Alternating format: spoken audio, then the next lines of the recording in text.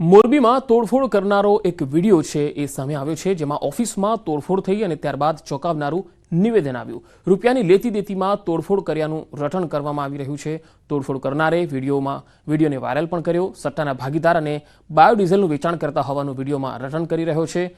સેવા એજ સંપત્તિ સંસ્થાની ઓફિસમાં તોડફોડ કરાઈ. વાત એવી હતી કે મોરબીની સેવા એજ સંપત્તિ સંસ્થાની ઓફિસમાં અસામાજિક તત્વોએ તોડફોડ કરી હોવાની ઓફિસ તરફથી ફરિયાદ હતી, જેમાં 3 લોકોના નામ સાથે ફરિયાદ થઈ. મોરબી સિટી એ ડિવિઝન પોલીસે ગુનો નોંધ્યો, પરંતુ પોલીસ તપાસ કરે કે અટકાયત કરે પહેલા તોડફોડ કરનારે વિડીયો વાયરલ કરી અને ચોંકાવનારું નિવેદન આપ્યું. તોડફોડ કરનારે ખુદ કહ્યું કે અમે સટ્ટાના ભાગીદાર હતા, તેના નાણાં અને બાયોડીઝલનું વેચાણ કરતા હતા, તેના નાણાં બાકી હોવાથી તોડફોડ કરી હતી. આ સાથે તેમણે દારૂ અંગે પણ ગોળ જવાબો અને રટણ કર્યું. હાલ તો પોલીસ તપાસ કરી રહી છે. કેટલાક મોટા ખુલાસાઓ પણ થઈ શકે છે.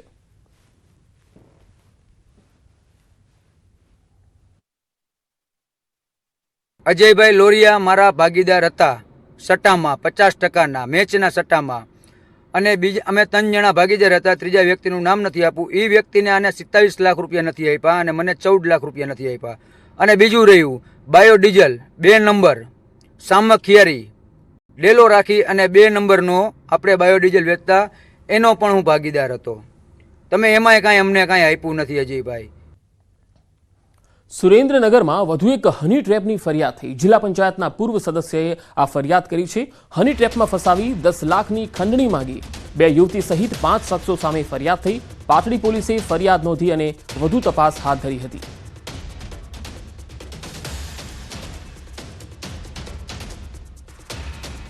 પોરબંદરમાં વધુ એક હત્યાથી ચકચાર મચી ગઈ છે. બખરલા ગામના એક શખ્સની હત્યા કરી દેવાઈ. મેરામણ ખૂટી ઉર્ફે મેરામણ લંગીની હત્યા કરી દેવાઈ. મેરામણ લંગી પર નોંધાયેલા છે અનેક ગુના. હત્યા કોણે અને કયા કારણોસર કરી તેની પોલીસ તપાસ કરી રહી છે. મૃતદેહને પોસ્ટમોર્ટમ માટે ભાવસીજી હોસ્પિટલ ખાતે લાવવામાં આવ્યો.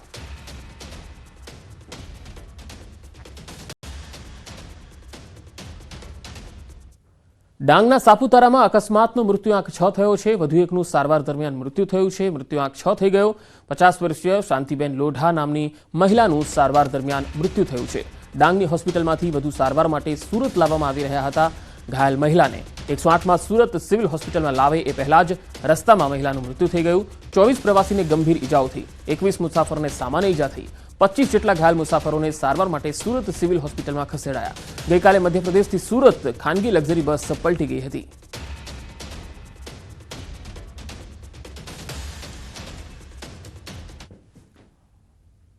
અને હવે વાત સ્થાનિક સ્વરાજ્યની ચૂંટણીની.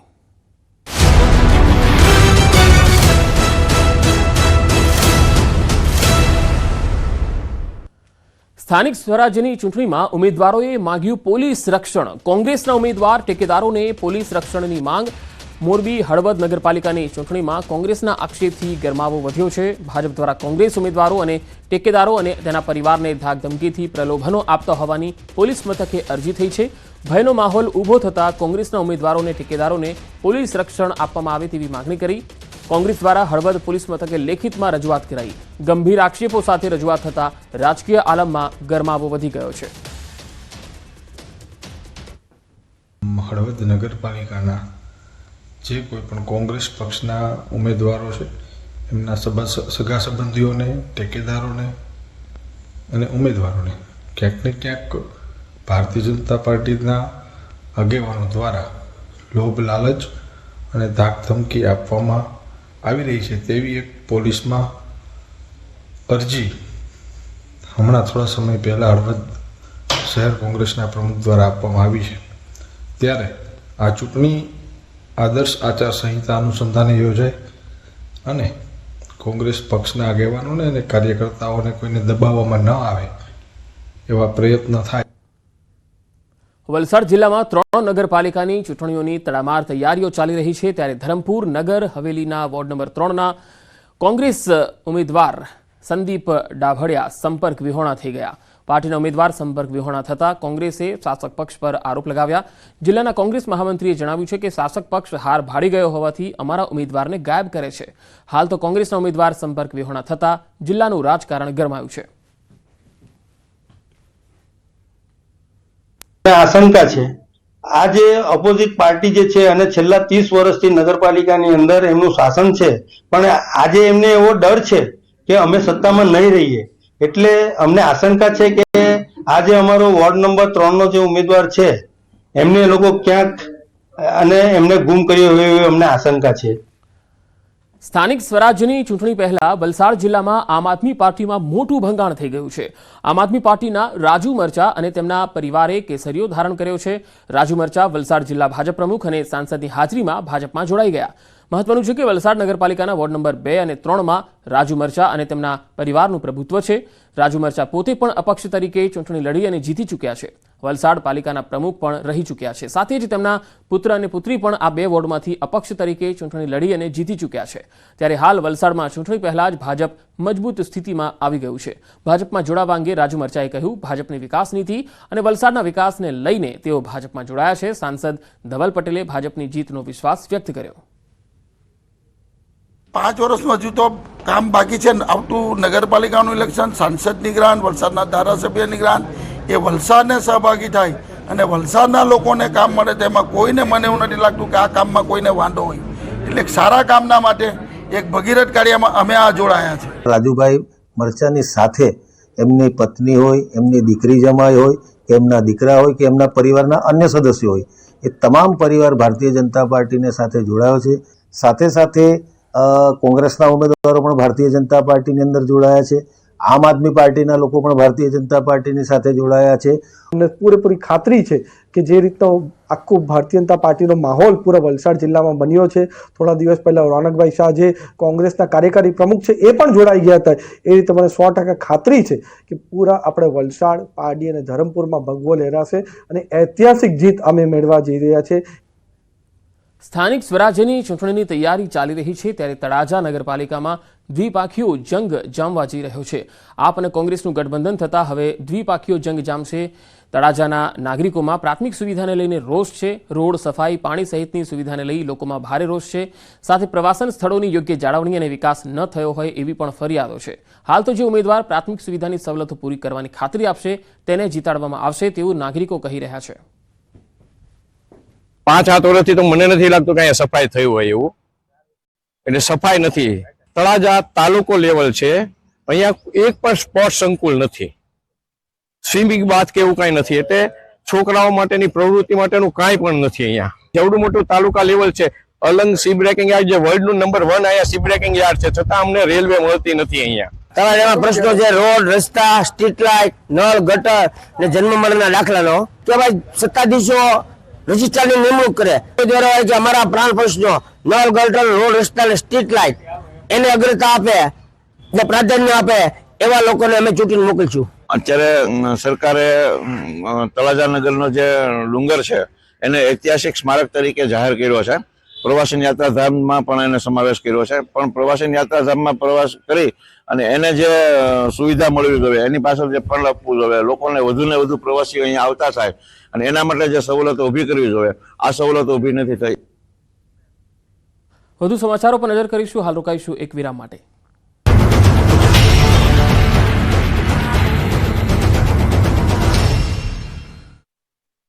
મોટો થઈને ધોરાજીમાં ચૂંટણી પહેલા કોંગ્રેસને મોટો ઝટકો લાગ્યો. ધોરાજી નગરપાલિકાની ચૂંટણીમાં પહેલા સ્થાનિક આગેવાનો કોંગ્રેસનો સાથ છોડ્યો અને આપમાં જોડાયા. ધોરાજી કોંગ્રેસ પૂર્વ કોર્પોરેટરના પતિ ધર્મેશ રાજ્યગુરુ ધોરાજી શહેર ઉપપ્રમુખ, ધોરાજી યુથ વિંગ શહેર પ્રમુખ પક્ષ છોડી આમ આદમી પાર્ટીમાં જોડાયા. પક્ષ પલટો કરતા કોંગી આગેવાનોએ કહ્યું કે કોંગ્રેસે ચૂંટણીમાં અવગણના કરતા અમે આપમાં જોડાયા છીએ. આ તરફ ખેડા જિલ્લાની 5 નગરપાલિકાની ચૂંટણીમાં ડાકોર નગરપાલિકામાં ભાજપ પ્રથમ બેઠક બિનહરીફ બની શકે છે. ડાકોર નગરપાલિકાની વોર્ડ નંબર 7ની બક્ષીપંચ સામાન્ય બેઠક ઉપર એક જ ફોર્મ ભરાયું છે. એક જ ઉમેદવાર રહેતા ભાજપના ફાળે આવી શકે પ્રથમ બેઠક. ભાજપના ઉમેદવાર પ્રતિશ દેસાઈ બિનહરીફ થઈ શકે. આ સાથે ડાકોરની અન્ય 28 પૈકી કેટલીક બેઠકો હજુ થઈ શકે છે બિનહરીફ. જૂનાગઢ મહાનગરપાલિકાની ચૂંટણીને લઈ રાજકીય પક્ષોમાં તૈયારીઓનો ધમધમાટ છે, ત્યારે ભાજપે વિજય વિશ્વાસ સભાનું આયોજન કર્યું. જોકે આ સભામાં સાંસદ રાજેશ ચુડાસમા અને પૂર્વ સ્ટેન્ડિંગ ચેરમેન હરેશ પરસાણાના નિવેદનમાં વિરોધાભાસ જોવા મળ્યો, જેનો વિડીયો વાયરલ થયો. સાંસદ ચુડાસમાએ કહ્યું કે છેલ્લા 5 વર્ષમાં ખરા ન ઉતર્યા હોય તો આગામી સમયમાં આવી ભૂલ નહીં થાય. તો બીજી તરફ હરેશ પલસાણાએ ટકોર કરી કે સોશિયલ મીડિયામાં ભાજપનું કામ નીચું દેખાડવામાં આવે ત્યારે કાર્યકરોએ આ બાબતે લોકોને સાચી હકીકત બતાવવાની ફરજ છે. છોટાઉદેપુરની આ પ્રસૂતાની પીડાને શબ્દો આપવા શક્ય નથી, કારણ કે કપરી પીડા સહન કર્યા પછી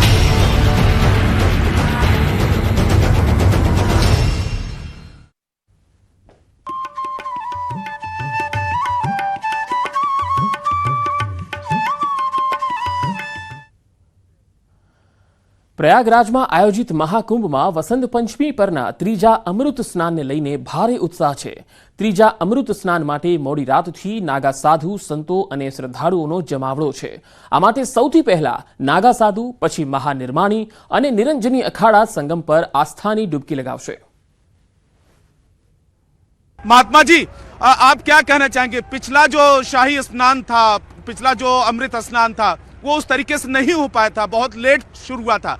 ये वाले स्नान को लेकर आप क्या विचार है आपके? इस स्नान में सरकार को मैं बहुत बहुत बधाई देता हूँ और भक्तों की भक्ति के कारण, चूंकि एक योगी मुख्यमंत्री है, इसलिए पिछली बार बहुत सहृदयता पूर्वक जब छूट मिली तो समाज बहुत बड़ी संख्या में आ गया था, इसलिए वो व्यवस्था हुई थी. आज शासन मुस्तैद है, तैयार है, पहले से तैयार है, इसलिए ये अमृत स्नान अपने आप में अनूठा है. और हम भी चाहते हैं कि हमारे किसी भगत का फिर नुकसान ना हो, इसके लिए मुख्यमंत्री भी संवेदनशील हैं, पूरी व्यवस्था इस संवेदना से लगी हुई है. और हम भाग्यशाली हैं कि हम भारत में पैदा हुए हैं, हम भाग्यशाली हैं कि हमें योगी जैसा मुख्यमंत्री मिला है, हम भाग्यशाली हैं कि आजाद भारत में कोई प्रधानमंत्री मिला है जो हमारी गंगा को प्रणाम करता है. हमारे तो प्रयागराजમાં મોટી સંખ્યામાં હાલ ભક્તો તો આવી જ રહ્યા છે, અલગ અલગ અખાડાના સંતો મહંતો પણ આવી રહ્યા છે. તો ઓરેશન 11 ચલાવીને ક્રાઉડ મેનેજમેન્ટ સ્પેશિયલ પ્લાનથી વ્યવસ્થા કરાઈ છે. મુખ્યમંત્રી યોગીના નિર્દેશ પર આ યોજના બનાવાઈ છે અને શ્રદ્ધાળુઓની સુરક્ષા માટે વન વે રૂટ તૈયાર કરાયો છે. ત્રિવેણી સંગમ પર સૌથી વધુ ધસારાને રોકવા વધુ પોલીસ બંદોબસ્ત પણ ગોઠવાયો છે. મહાકુંભ મેળાના પ્રશાસને પોન્ટૂન બ્રિજની કામગીરી અંગે માહિતી જાહેર કરી. સંગમથી ઝુંસી પહોંચવા માટે પોન્ટૂન પુલ 2, 4, 8, 11, 13, 15, 17, 20, 22, 23 અને 25 ખોલી દેવામાં આવ્યા હતા. 16, 18, 21 અને 24 નંબરના પોન્ટૂન પુલ છે તેને ઝુંસીથી સંગમ પહોંચવા માટે ખોલવામાં આવ્યા હતા.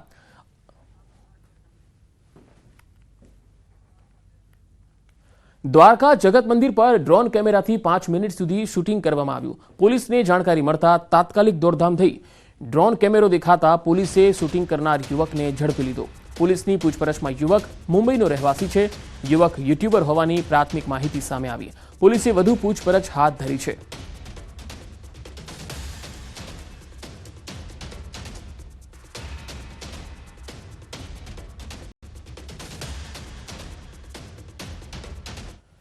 નવસારીના મરોલી 4 રસ્તા પાસે અકસ્માત થયો. આઈસર ટેમ્પો બેકાબુ બની જતા દુકાનમાં અથડાયો. દુકાન સાથે મોબાઈલ ફૂડ વાનને પણ નુકસાન થયું. અકસ્માતમાં કેટલાકને ઈજા થતા 108 દ્વારા સારવારથી ખસેડવામાં આવ્યા. આઈસર ટેમ્પોએ દુકાનમાં ટેમ્પો અથડાવતા દુકાનમાં નુકસાન થયું હતું. અકસ્માતને લઈને મરોલી પોલીસ પણ દોડતી થઈ હતી.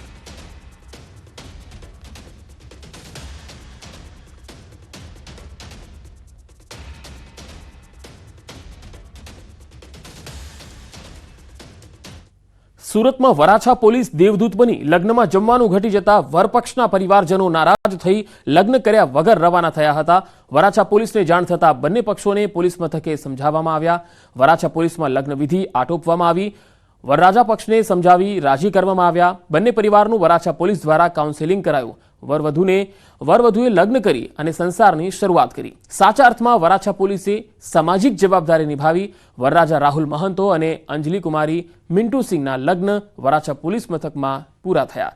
વરવધુમાં ગાજતે વાજતે હાર ટોળા કરાવી અને લગ્નવિધિ પૂરી કરવામાં આવી. બંને પક્ષોને લગ્નવિધિ કરાવી અને વિદાય અપાઈ.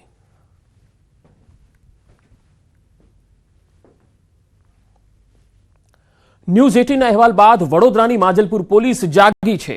માજલપુર પોલીસે વૃદ્ધાનું નિવેદન લીધું. ન્યૂઝ 18ના અહેવાલ બાદ વૃદ્ધાની વ્યથાને વાચા મળી. ફરિયાદ માટે વૃદ્ધા કલાકો સુધી મદદની આશાએ બેઠેલા વૃદ્ધાની પોલીસે વ્યથા પણ નહોતી સાંભળી. વડોદરાના માજલપુર પોલીસ સ્ટેશને વ્યથા કહેવા ગયેલા એક વૃદ્ધાને કડવો અનુભવ થયો હતો. કલાકો સુધી મદદની આશાએ બેઠેલી વૃદ્ધાને મદદ ન મળી અને વિલા મોઢે પાછા ફરવું પડ્યું હતું. વૃદ્ધ મહિલાને કલાકો સુધી બેસાડી રાખ્યા બાદ પોલીસે વ્યવસ્થા નહોતી સાંભળી અને તેની વ્યથા પણ નહોતી સાંભળી.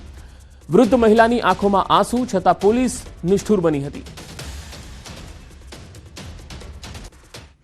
એક તરફ રાજ્યમાં વૃદ્ધોનું સન્માન કરવું અને વૃદ્ધોની ગરિમા જાળવવી તેવી સુફિયાની વાતો કરવામાં આવે છે, ત્યારે સંસ્કારી નગરીમાં જે ગરિમા છે તેને કલંક લગાવતી ઘટના જે છે તે સામે આવી છે. માંજલપુર પોલીસ સ્ટેશન હદ વિસ્તારમાં જે સોસાયટી આવેલી છે અને સોસાયટીમાં એક વૃદ્ધ માજી છે, તેમને તેમના પુત્રવધુ અને પુત્ર દ્વારા જે અત્યાચાર છે તે કરવામાં આવી રહ્યો છે. અને વૃદ્ધ માજી તમે જોઈ શકો છો અહીંયા માથાના ભાગે તેમને ઈજાઓ પહોંચી છે અને ઈજાઓ કોઈ પારકાય નહીં, પરંતુ તેમના પેટે જનેલા પુત્ર અને પુત્રવધુએ જે છે તે ઈજા પહોંચાડી છે. તેમની સાથે વાત કરીશું. માજી, આ કેવી રીતે વાગ્યું? પથ્થર મારો. કોણ મારે? છોકરીએ. કેમ તારો હતો મને પથ્થર મારે. બધું કેમ માર્યું? કેમ શું લેવા મારે? મેં તો વાના ગાજે છે. મેં કીધું મારા સંડાસ મેં જાઉં આ પાણી જે સંડાસ વગર નાખે પેપા ન બોલતી છે. સંડાસ મેં નહીં જવા દેતો, નહીં ખાવા દેતો. કોડીનાર નગરપાલિકા ચૂંટણી મામલો. ભાજપ અને કોંગ્રેસના સમર્થકો આમને સામને આવી ગયા. ભાજપ અને કોંગ્રેસના નેતાઓ વચ્ચે ઉગ્ર બોલાચાલી થઈ. નેતાઓ અપશબ્દો બોલતા મામલા વધુ ઉગ્ર બની ગયો. પોલીસની હાજરીમાં ભાજપ અને કોંગ્રેસના નેતાઓ બાખડ્યા હતા. ભાજપના પૂર્વ સાંસદ દિનુભાઈ સોલંકી અને શિવા સોલંકી પણ હાજર હતા. કોંગ્રેસ નેતા માનસી સોલંકી અને દિનુ સોલંકી વચ્ચે ઉગ્ર બોલાચાલી થઈ. ફોર્મની ચકાસણી દરમિયાન બંને પાર્ટીના નેતાઓ ઉપસ્થિત હતા. તો કોડીનાર નગરપાલિકાની ચૂંટણી દરમિયાન ભાજપ કોંગ્રેસના સમર્થકો આમને સામને આવી ગયા હતા અને પોલીસની હાજરીમાં જ બાખડ્યા હતા. કોડીનાર નગરપાલિકાની ચૂંટણી સમયે બંને પાર્ટીના સમર્થકો છે એ આમને સામને આવી ગયા હતા અને બાખડવા લાગ્યા હતા, ઝઘડવા લાગ્યા હતા. ઉગ્ર બોલાચાલી થઈ હતી. ભાજપના સમર્થકો પણ હતા અને કોંગ્રેસના સમર્થકો પણ હતા. નેતાઓ અપશબ્દ બોલતા મામલો વધુ ઉગ્ર બન્યો હતો. માનસી સોલંકી અને દિનુ સોલંકી વચ્ચે ઉગ્ર બોલાચાલી થઈ ગઈ હતી. જોકે ફોર્મ ચકાસણી સમયે બંને પાર્ટીના નેતાઓ બાખડતા પોલીસે સમગ્ર મામલાને થાળે પાડવાનો પ્રયત્ન કર્યો હતો. તો ભાજપના પૂર્વ સાંસદ દિનુભાઈ સોલંકી અને શિવા સોલંકી પણ આ સમયે હાજર હતા.